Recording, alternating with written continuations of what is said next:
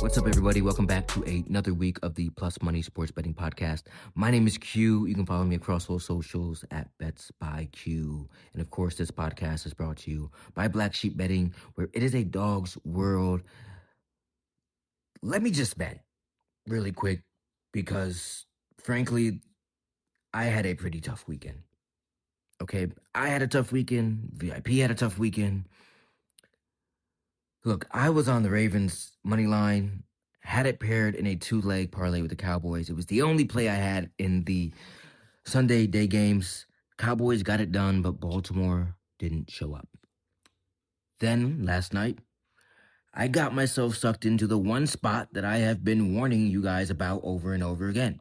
I bet on the Bills minus 7.5, which, yes, I told you guys something like this with a line at 7.5 on a primetime game is likely going to be a very popular teaser. This can be a trap spot, and indeed it was because the Bills lost outright.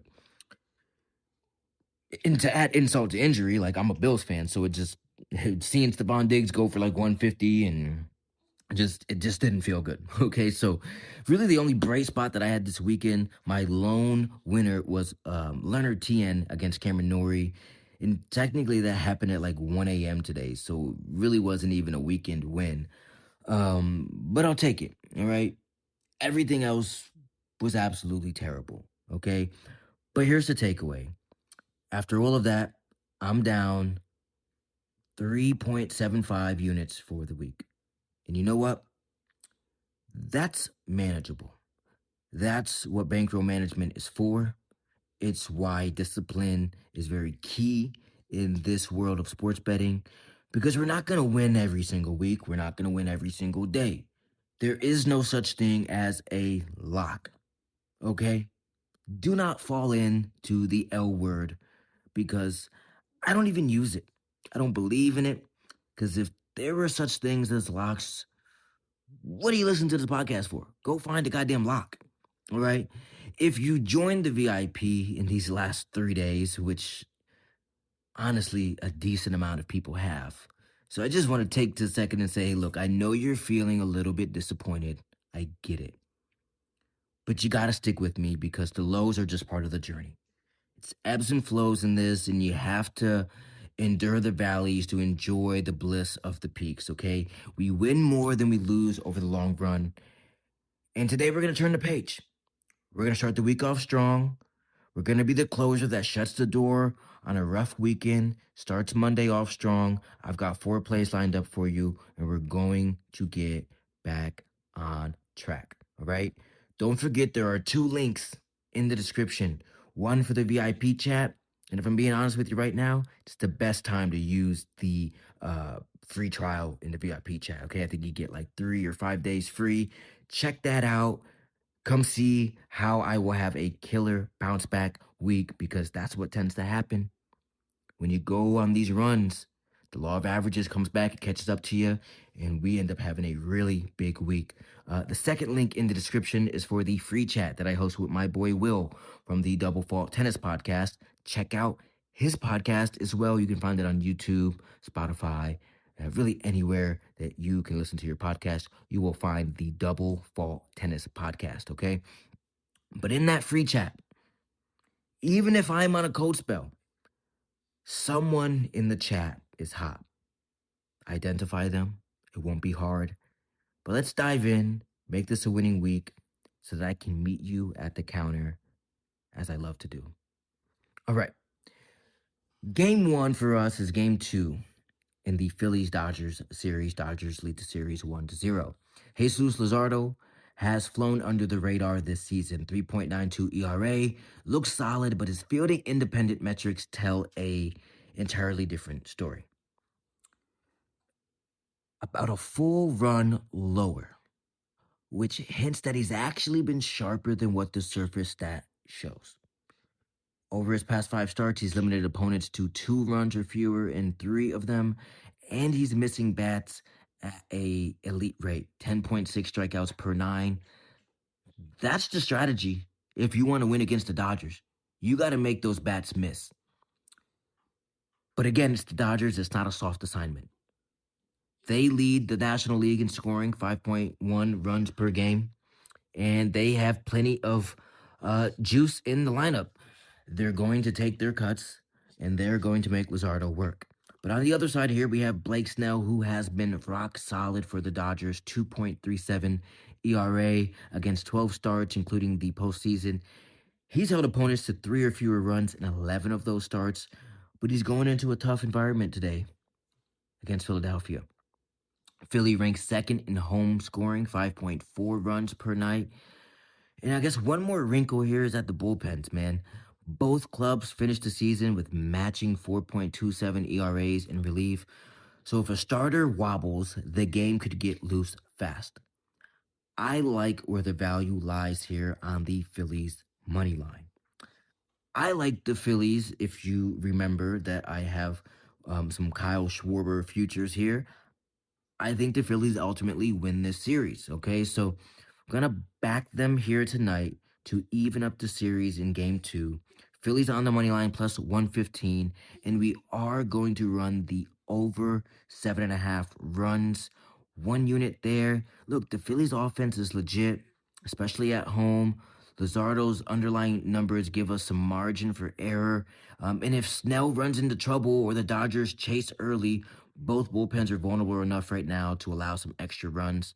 The ideal situation is that the Phillies get to the Dodgers early. Dodgers have to go to their bullpen sooner than they would like to. And Phillies win in what we call maybe like a 6-3 game, something like that. And if you look at how these two match up historically, the Phillies have taken 6 of the last 9 meetings versus the Dodgers.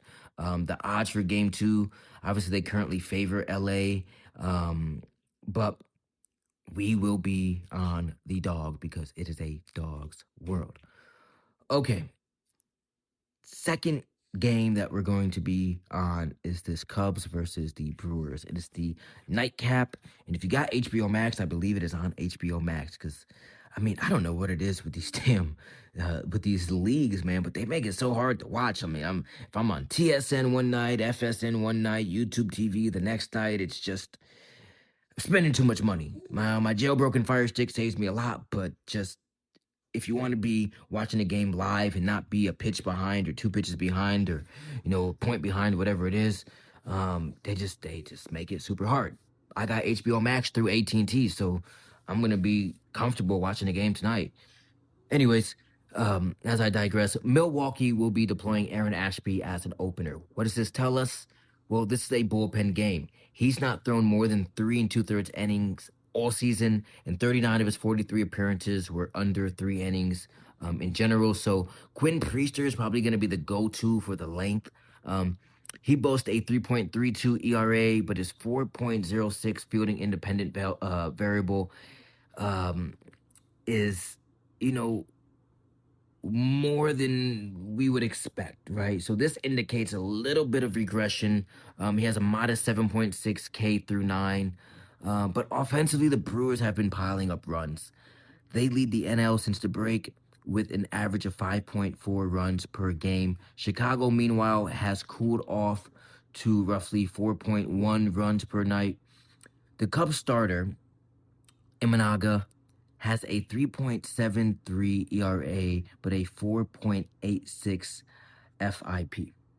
That spike stems from one glaring issue, right? That's that fielding independent variable that we really speak of, okay? Home runs. Home runs is his weak spot. He allows 1.9 home runs per 9 innings, a big red flag against a Milwaukee squad that can punish mistakes when the ball is left over the plate.